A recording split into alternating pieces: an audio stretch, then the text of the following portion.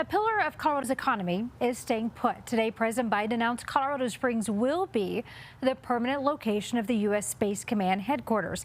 That announcement follows years of debate. And it rejects the request from former President Trump's administration to move headquarters to Alabama.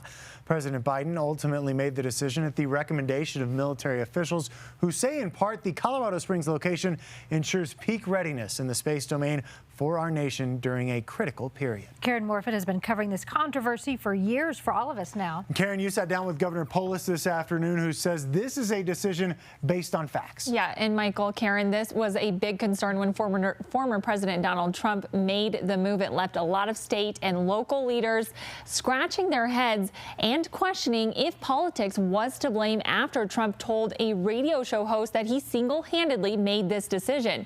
It is now here to stay and will likely bring a boost to an already growing aerospace industry.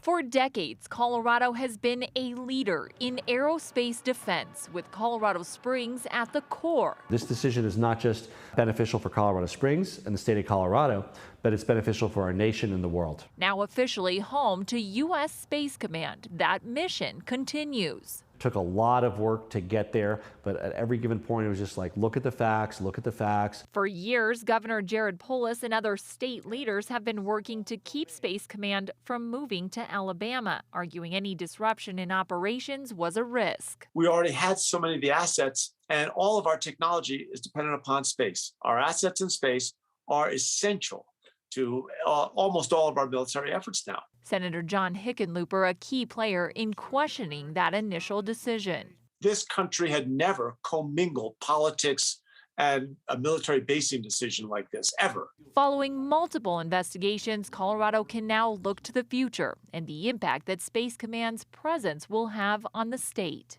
Colorado has key economic pillars that have been very robust: aerospace, aeronautics, aerospace being prime.